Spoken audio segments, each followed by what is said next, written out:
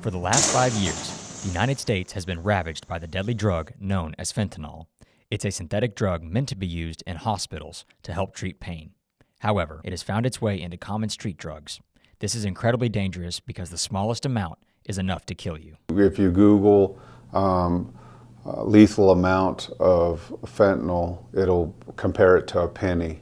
And it's mind-blowing of how much will actually kill you. Approximately 2 milligrams is considered a lethal dose. Dealers are manufacturing fentanyl in homemade labs, then cutting it into common drugs such as meth, Adderall, and heroin.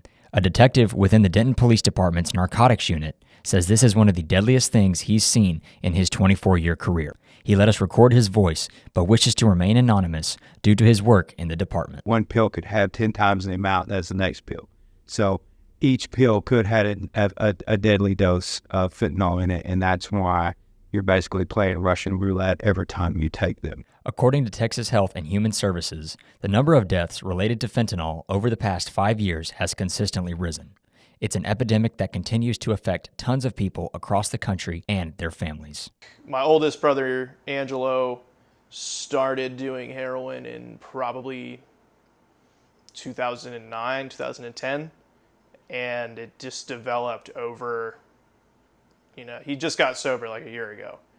And by the end of it, it was fentanyl, it was pressed Xanax pills and Oxycontin. It was horrendous. The unfortunate part about drug addiction is the enormous toll it takes on someone, especially family members. Seeing the effects of it was rough too.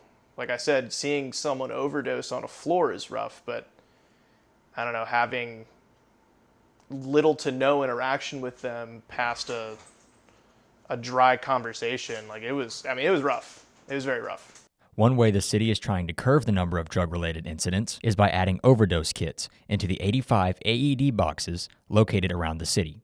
Each kit comes with a 5-step process on how to tell if someone is suffering from a drug overdose, as well as 2 canisters of Narcan, which reverses the effects of an overdose almost instantly. It's everywhere, and then a lot of people that I do interviews say that they don't use alone. They always have a second, so that when they do overdose, that they're able to be brought back to life using the Narcan. So that, I think, is helping some of the numbers, because without that, they would probably die. In Denton, I'm Sean Hunley.